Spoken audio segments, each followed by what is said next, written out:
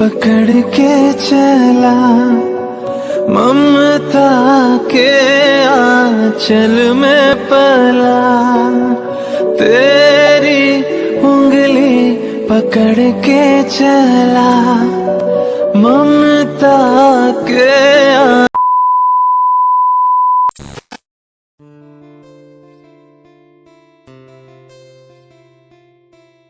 ঐশীকে দেখো অন্যদিন একা খেলে, আজকে আবার সঙ্গ নিয়ে এসছে। এই যে দিদাকে নিয়ে এসছে এইখানে, বলছে দুজনে খেলবো। এই দেখো আমার কিন্তু ঘর গোছানো আছে, যদি এলোমেলো হয় আমি কিন্তু মারবো তোমাকে। খেলার পরে আবার গুছিয়ে দেবে তো? কেন না গোছালে এই ঘরে দরজা লাগিয়ে রেখে দেবো, ঘর গুছিয়ে দিয়ে যেতে হবে। হ্যাঁ নিচে যখন যাবে তখন গুছিয়ে দেবে তো? সত্যি তো?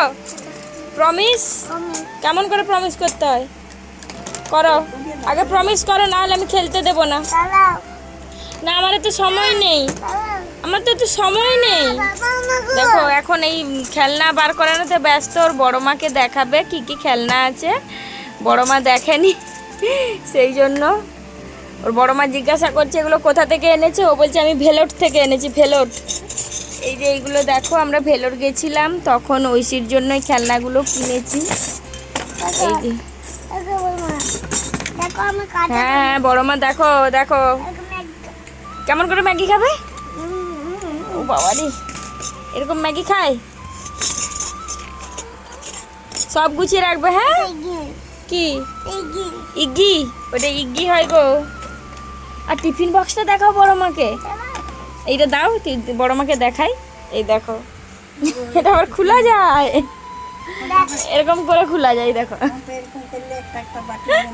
কি সুন্দর, ওইখানে ছোট ছোট জিনিসগুলো এত সুন্দর। হ্যাঁ হ্যাঁ দেখেই তো মনে হচ্ছিল যে নিয়ে নি। যা দাম এইগুলো এক একটা 30 টাকা। ছোটগুলো 20 টাকা 10 টাকা এইরকম। এই প্লেটগুলো 10 টাকা করে। দাও না গো, ছটপেনটা একটু চা করে দাও তো, এই চা খাবো। এই সব থেকে এইটা দেখো, ডাল কৌটাটা দেখো দিদা কি সুন্দর। দাম বেশি এগুলো, মানে এইটা মানে 10 টাকা লিয়েছে, 10 টাকা না 20 টাকা এরকম।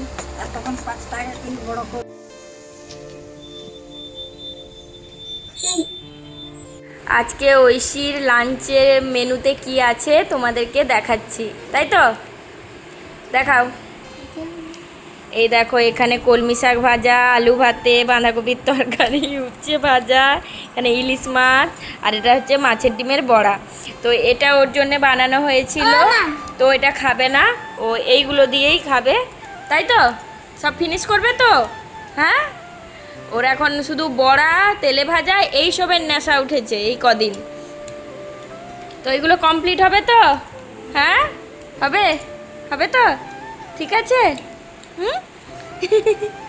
তো দেখা যায় ওকে, ও তো খাবে না কিন্তু ওকে থালা সাজিয়ে এরকম দিতে হবে। মহারানী নাকি তুমি? মহারানী, মহারানীকে এরকম সাজিয়ে দিতে হবে, ও খাবে, খাক আর নাই খাক। ও বাবারি বাবারি, চলো ঐশীকে খাইয়ে নিই। গুড ইভিনিং ফ্রেন্ডস, এইদিকে দেখো আজকে একটু বেরোচ্ছি। সন্ধেবেলায় ঐশীর বাবা, আমি, ঐশী তিনজনে বেরোচ্ছি। সন্ধে ঠিক নয়, অনেকটাই মানে 8টা মতো বাজতে যায়। তো ঐশীর বাবা অফিস থেকে আসার পরে দেখতেই পাচ্ছ অফিস গেছিলো যেই ড্রেস পরে, আর চেঞ্জও করেনি। আর আমরা রেডি হয়েছিলাম ঐশী আর আমি। তারপর দেখছি বাপ বেটি দুজনের দেখো ম্যাচিং হয়ে গেছে ড্রেস।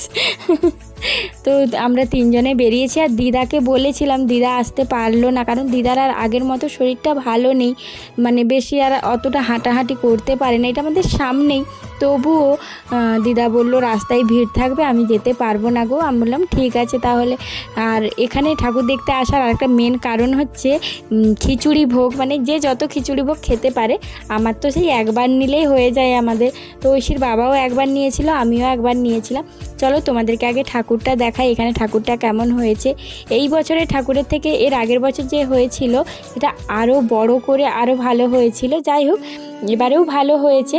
তো ঐশীকে এর আগের বছরও নিয়ে এসেছিলাম, তখন অনেকটা রাত করে নিয়েছে, অনেকটা রাত বলতে তখন 8:30 9টা বেজে গেছিলো। তো ঐশীর বাবা বললো প্রথমে ঢুকতে হবে না, তখন যে না ঢুকিয়ে একটু ঐশীকে সামনে থেকে দেখিয়ে নিয়ে আসি। তো ভিডিওগুলো ঠিকমতো করতে পারিনি, আর সকাল থেকেও সেরকম কোনো ভিডিও করা হয়নি। এই ভেবেছিলাম সন্ধ্যেবেলায় ভিডিওটা হয়তো একটু বেশি বড় হবে, তাই আর সকাল থেকে করিনি। তো যাই হোক, একটুকুই হয়েছে, ওই 2-1 মিনিট মতো, সেটাই তোমাদের সঙ্গে শেয়ার করছি। আর ঐশীকে দেখো জিজ্ঞাসা করছে প্রতিটা জিনিস, এটা কি ওটা কি। এর আগের বছর মানে নিয়ে এসেছিলাম তখন তো অতটা বুঝতো না, ও এত কিছু ওর কোশ্চেন ছিল না। এইবারে দেখছি ওর জানার আগ্রহটা বেড়েছে, সেটা দেখে আমার খুব ভালো লাগছে যে ও জানতে চাইছে এটা কি। তো গণেশের কাছে যে ইঁদুরটা আছে ওটা অনেক বড় করে করেছে, যেহেতু গণেশ ঠাকুরটা অনেক বড়। তো ঐশী আমাকে বলছে এটা কি লেউল? আমি বলছি না রে মা, এটা লেউল নয়, এটা ইঁদুর, গণেশের বাহন। তো ও বারে বারে বলছে এটা লেউল লেউল এরকম করে যাচ্ছে।